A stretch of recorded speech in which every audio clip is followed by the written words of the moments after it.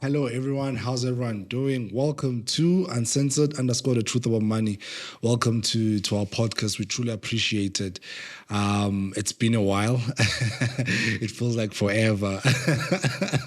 But yeah, thank you so much for joining us. I'm your host, Kyajunior, and I'm with our residential guest, Prathamza Madlala. Prathamza, how are you doing? No, 100%, my man. 100%. It's been a while. It's been a while. It's good to be back. It's good to be back. It's hot, man. I'm fine. And you're wearing all black. I'm wearing all black, but I had to be professional. I need to be. There's a guy who was saying that every day you strive to reach the most perfect version of yourself. Yeah. So I was looking at the past videos. I'm like, man, I was so chilled. Let me wear a shirt. Yeah. For a change. You know what I'm saying? So here we are. Otherwise, how are you doing? Nah, I'm 100%. We are a week. So last week was Black Friday. Yeah. Black Friday is no longer the same. Hey. No, it's not the same. It's not probably since COVID. Yeah, after COVID, things have never been the same. Yeah.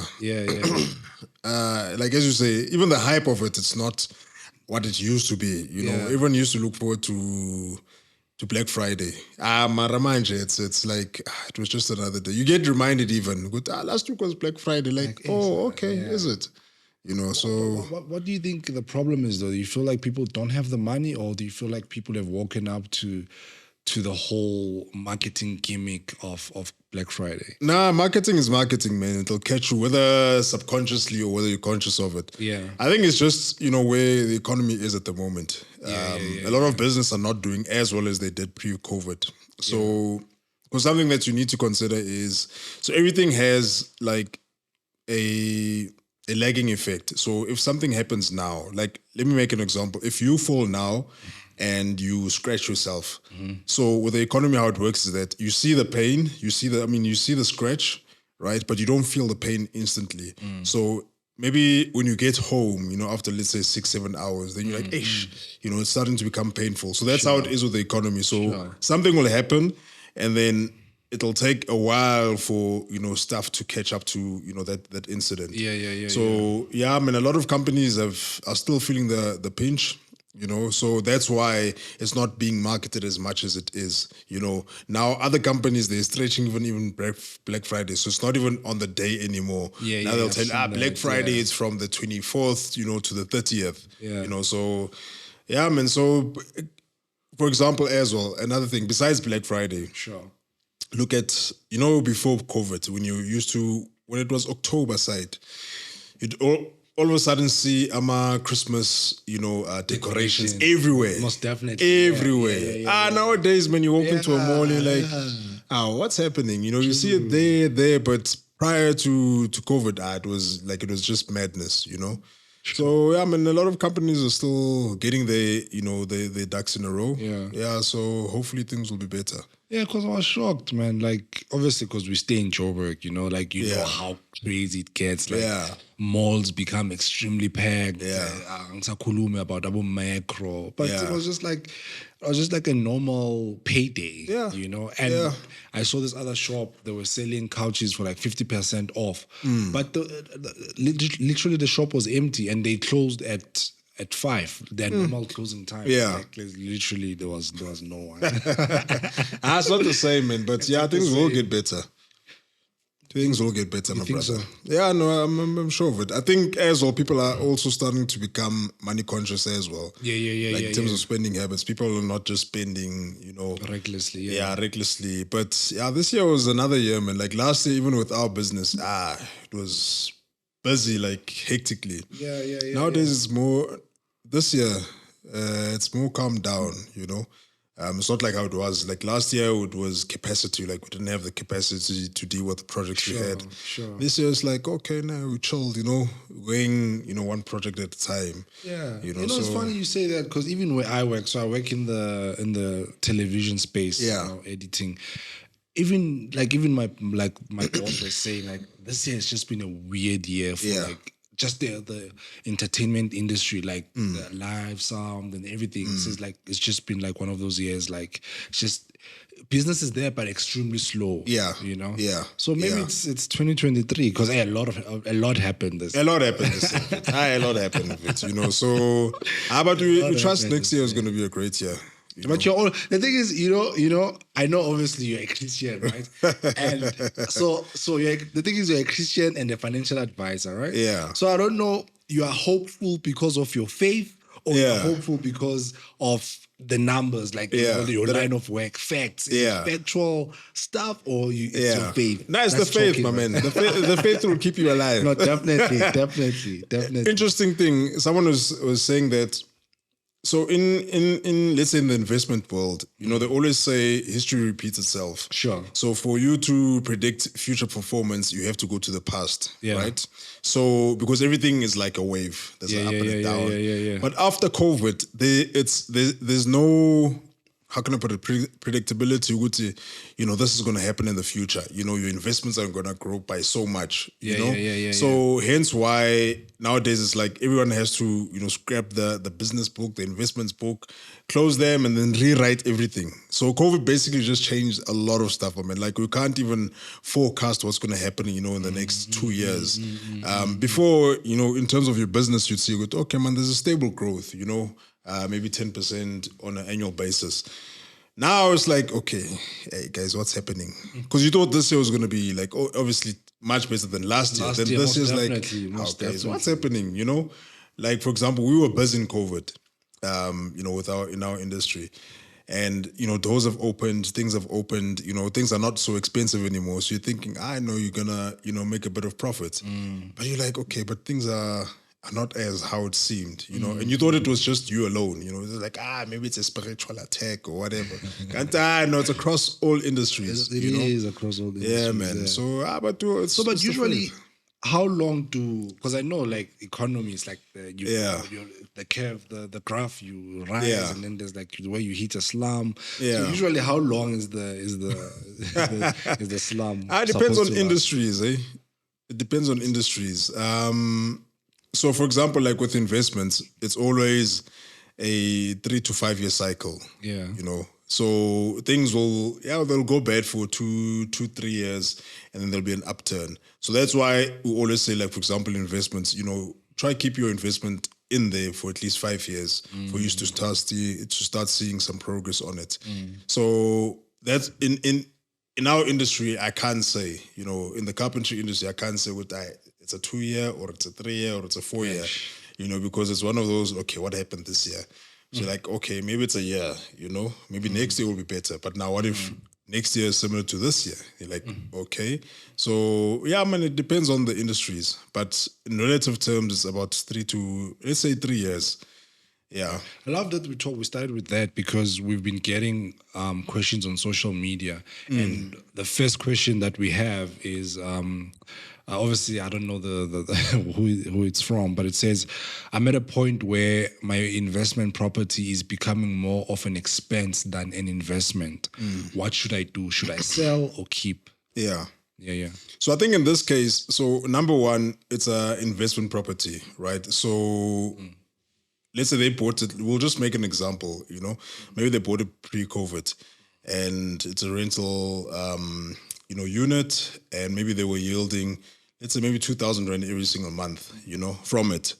And after COVID, interest rates have went up and all that jazz. So now it's, instead of them getting 2,000 Rand from it, they have to pop out 2,000 Rand, from this property as well.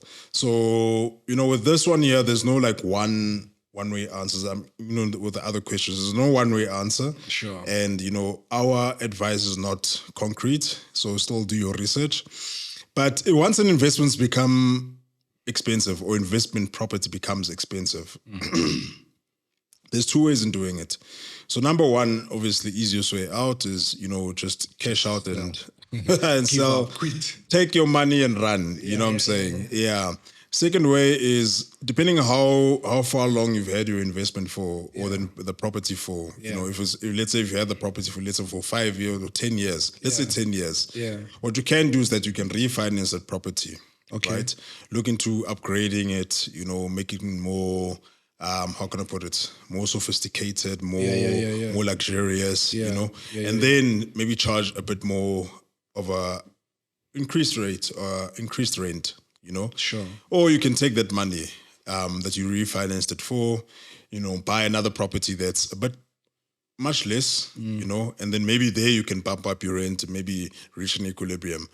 But it's more of, okay, we need to sit down with you, let's assess everything, see what you're paying, see how much rent you're paying, see how much are your rates, electricity, all the fixed costs that go into your property. If it becomes too expensive, then I can say, rather sell it and look at something else, or maybe look at refinancing it and remodeling your unit. If it's maybe a standalone, maybe you're renting out a standalone house. Refinance it, get some extra cash, build some more units, at the back of the house or wherever, in the same property. So yeah, I mean, there's lots of ways, but I can use those two examples. Either sell it or just refinance it, get some equity from it, and then look at repurposing those. And so now, obviously, if they need more information on this or how to go about doing this, they can speak to their financial advisor. So with property, it's different. So financial advisors will obviously, how can I put it? They will advise you on investments, life covers, your personal situation or your business situation. Sure. You know what I'm saying? Sure. But with this, I can say do your research, go on Google. There's lots of YouTube videos that actually speak on this. With what should I do? You know what I'm saying? Based on the predicament that I'm in. Or they can call you and then we'll charge them a fee, right? Yeah, no. Hourly rate. Question number 2. I struggle within or to follow my budget. Yeah. Is there any help available for such person? So I struggle to stay within or follow my budget. Yeah. So this speaks about discipline. Nothing else. It literally speaks about discipline. And it's all about spending habits. It's not that they don't have enough money. It's all about, I can't follow. So they've set a budget based on their income. Mm-hmm. So they've got the expenses set out and so forth at the beginning of the month. Like, I know, end of the month, I should have an extra 2,000 rand sitting, but end of the month, I literally have a minus. I'm on minus 500 rand. Like, what am I doing? You know what I'm saying? So here it basically speaks about discipline. And discipline is all about, your habits. What are you doing with your money? So, stick to what you've written down. It's easy. Hard. It's not easy, man. I mean, we all struggle with it, We all struggle with it. Hence I say it's not easy, it's hard. Yeah. So, forming habits is not something that, that goes, overnight. Sure, definitely. So, I mean, with this, let's say, for example, you go to a Virgin Active, and then when you're at Virgin Active, when you come out the gym, there's a Kauai there, you order yourself a smoothie, lunchtime, you've got your, you go to like a Nando's and order like a chicken salad, just to keep healthy. So my thing is that, do these things at home, buy the ingredients, buy a shaker, try and reduce the cost where you can. So with this one here, it's basically about discipline, just discipline. And then this one is similar to the first one. They say my expenses have become more than my salary. Yeah. What should is it advisable to cut down on life insurance or like life policies? No. No. Cut down other things. I mean, if I have 2 funeral covers, man, can I just Baba. Yeah. So that's one of the mistakes that we do. Okay. It's like owning a business and, things are not going so good and you cut down the marketing department. You don't do that. You need more jobs. So you need to market even more because you don't have jobs. You know what I'm saying? Mm-hmm. So even with this as well, it's not that your life cover is expensive. It's that there's other stuff. Because if you have a financial advisor, obviously this person does. You can't just go out and take out a life cover because you don't know how much life cover you need. You can't just wake up and say, I need 5 million life cover. What is it based on? So there'll be someone obviously advising you to say that, all right, Junior, you need 5 million life cover because you've got a bond, you've got 2 kids, you've got a wife.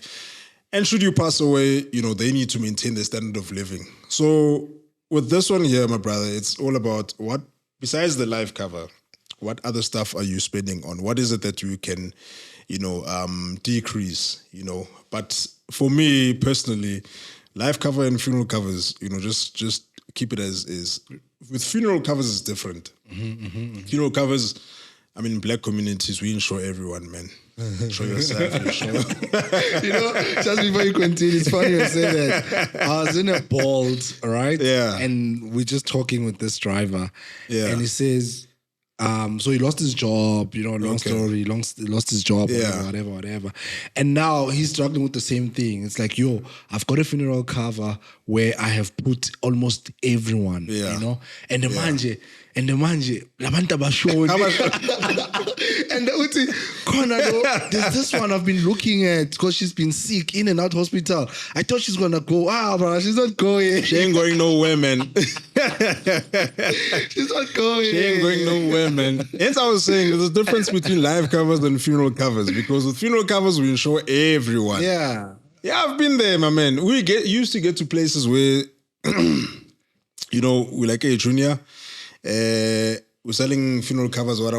I don't know, me, I'm fine, but let me cover my aunt, Sure. Yeah, my auntish, man, she's not looking too good. All right, how much you want to insure her for? No, I'll insure her for 30,000 rand. Because remember, with funeral covers, you just need the date of birth. Yeah. To insure them. So now, once you've got that, you insure them for 30,000 rand. Funeral comes, let's say this person kicks the bucket, touch wood, they kick the bucket. You're not going to take the 30,000 rand and go give to the family. You're gonna, it's your 30,000. Comes over 10 years. Exactly. So what is it? It's an investment. You're investing on your auntie's life. You see what I'm saying? So cut down on funeral covers. Cut down the people that are irrelevant. My thing is this: cover your mother, cover your father, cover your immediate family. You know what I'm saying? If, for example, you have, let's say, your family's struggling, your aunts and you come with your cousins. I mean, they've got kids. Hey, cousin, come. Let's go to whatever company and, let's cover all 13 of them. And we all pitch in 20 rand to cover all of these people.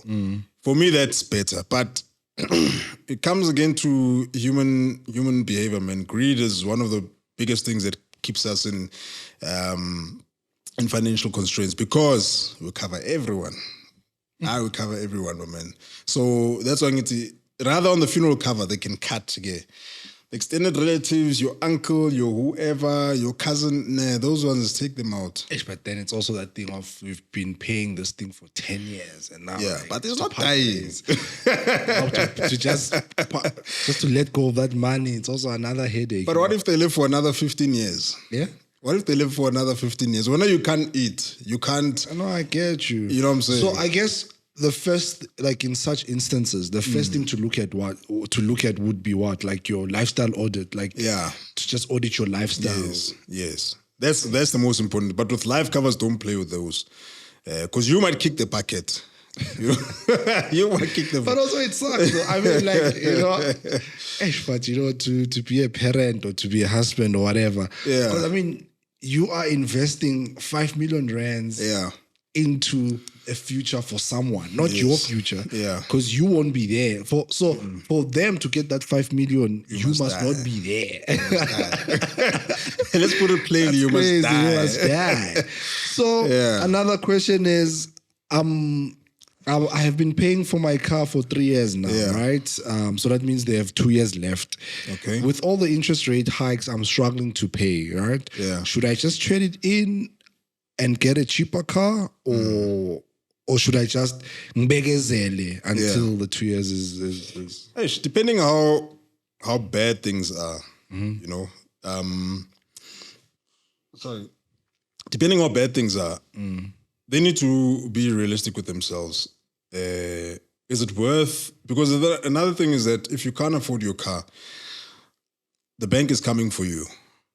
And once you miss one installment, my man, they'll call you every day. You're not their friend anymore. Before, Junior, you qualify for buying a... Mr. Masango. Yeah, they call Mr. Masango, sir. Now when you're owing, hey, Junior, Junior, we need our money. yeah. So hence I say it's one of those things whereby you need to be realistic with yourself. If you can't afford the car anymore, downgrade, my man. There's no shame. There's no shame. Things will pick up again. There's no shame. I mean, who are you trying to impress? There's no shame. You've got people whereby they've attached the how can I put it, the personality or the image, the social image to a brand of a car. They're driving a Mercedes Benz, and now they can't afford this car anymore. Now it's like, and I get that they're holding on to it because if I sell this car, or whatever. But my man, rather let go of it. Have some freedom for yourself. If you're in business, sell it.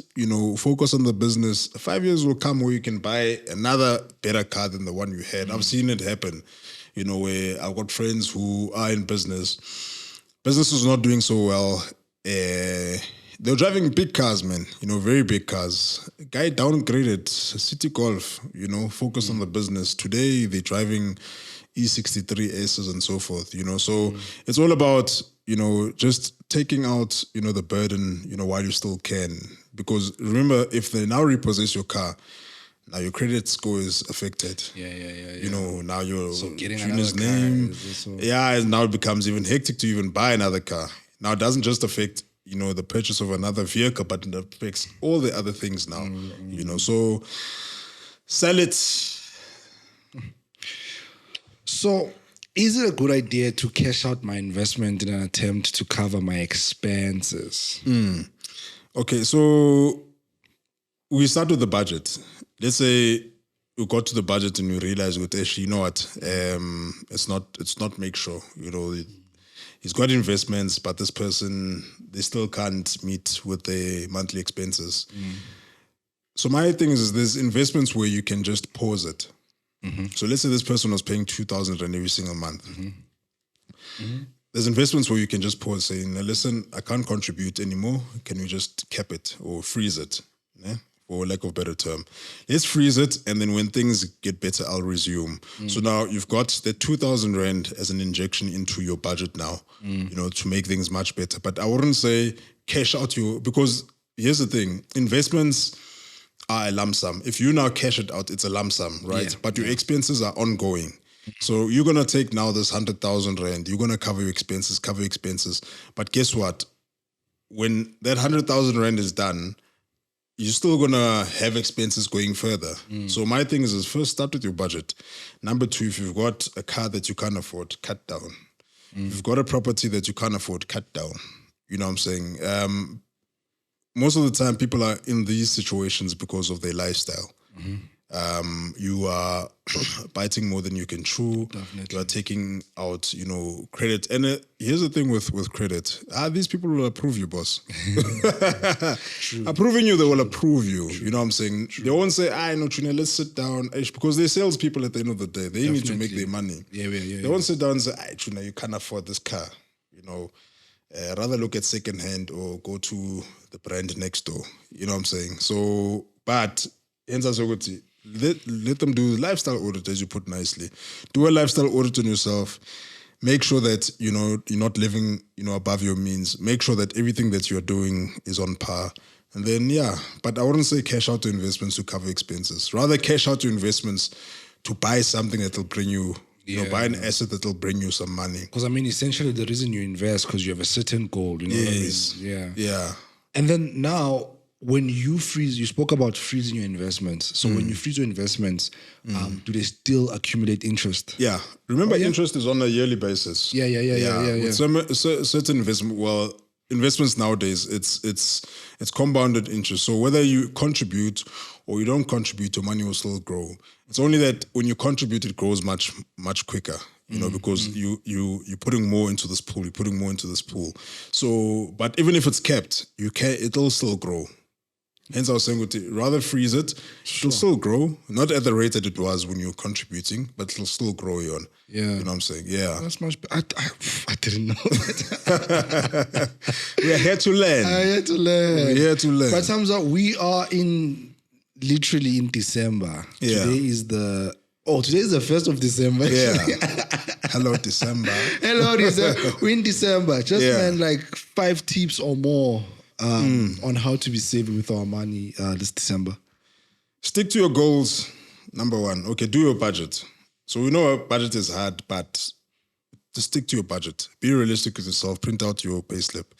Okay, so number one, print out your budget, right? By printing out your budget, you make it easy for you to track your expenses. And print out your budget with your bank statement, because that's what gives you a realistic view of what's happening. A lot of people are afraid, to look at the bank statement, because first thing when we come through as financial advisors, say, I know, like people say, I know, man, I can't afford ish, I need a loan. Like, wait, before a loan, let's print out your bank statement. Let's see what you're spending on. No. I know, I don't need to do that. You'd be surprised. I'm also scared sometimes to print out my bank statement. Like, how much am I spending on data or airtime or whatever? What I'm saying? Yeah. But you need to face the music. So print out your statement, do your budget, right? Number two, stick to your budget. Draw a new plan, stick to your budget, right? Number three, cut down expenses that are not necessary. Number four, it's December. We want to host people. We want to go to weddings. We want to and there's nothing wrong repeating an outfit for a wedding, my man. That's vacation. Things are at their most at the current moment, because it's peak season. So hence I was saying that cut down expenses. You don't need to go to every function that you are invited to. Learn to say no, right? That's with cutting down expenses. Number five is, so people are getting paid. Well, they got paid now end of November. They're getting paid now on A14 because 15 is a Rugby World Cup holiday. I get that Ramaphosa gave us. Let's say it's there. So some people are getting bonuses on the 14th, So 13th check plus they are normal. So in a space of 2 weeks, they've received 3 times their salary, but they squash it all in 3 weeks. So when January starts, people don't have money. But they received 3 salaries in the space of 2 weeks. But in 3 weeks, they cut it down. So, it just makes you think. So with that, pay for things in advance. You've got school fees for your children next year. You've got stationery that you need to pay for next year. Pay for them now. It's much better for you as a junior, making sure that, January, you enter January, you sorted. But you don't have money now in December. But you're at home. Yeah. You're at home. You've got groceries. Sure. When someone calls you, say, Junior, please come. So I can't come. I don't have gas. Yeah. But you still are searching for check. Yeah. But instead, what people do is that they go to all these functions. January comes. I need a loan to pay for my children's school fees. So my thing is prioritize. So that was the first one. Yeah, prioritize. Prioritize your expenses. We lose our marbles when money comes in. You become happy, man. As soon as it comes in, it needs to. You become happy. It must work. It must work, It needs to go out. Yeah. I had something to ask you now. I forgot. Yeah. It's gone. It wasn't on question 6. Yeah? Based on question 6. We skipped question 6, hey.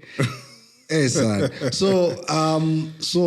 Okay, question 6 says, with the little income that I get, right? Yeah. What should I get first? Should I get a life cover first or a retirement annuity first? Life cover first, boss. Life cover first?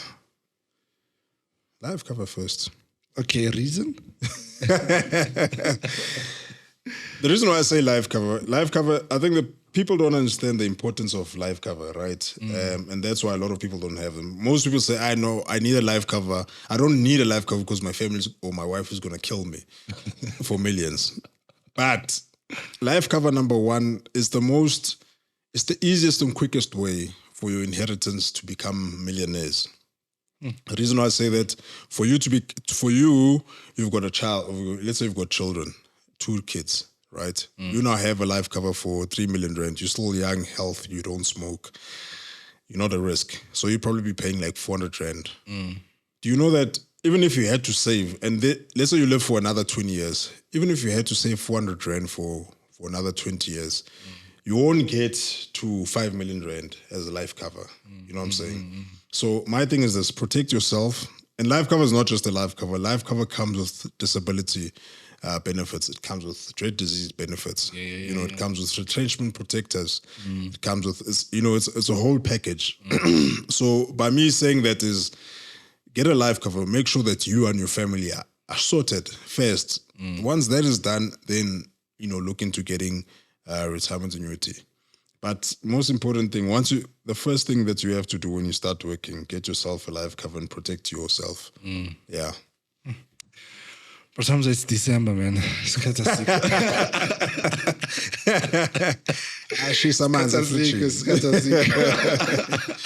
Yeah. Thank you so much for coming through, but sometimes I really appreciate it. Thank you so much for watching, guys. We truly, truly appreciate it. We hope that you'll have a great December. Just remember, as Bratamza has said, December is literally just another month. So just be smart with it, Don't forget, there's still Jan, where a lot of things will be needed from you financially, school fees, registration fees, and all that stuff. So please, literally, this December, just stay at home, There's nothing to lose. Please don't forget to follow us on Instagram. We go by the name of uncensored_the truth about money. We are on TikTok. We go by uncensored_financial edu. And please don't forget to subscribe to this channel. We truly, truly appreciate it. With that being said, is there anything you'd like to add on, Bratamza, before we go December? Now, just like that line you said, remember, it's December. There's still January. It's still January. Thank you so much for watching, guys. Cheers.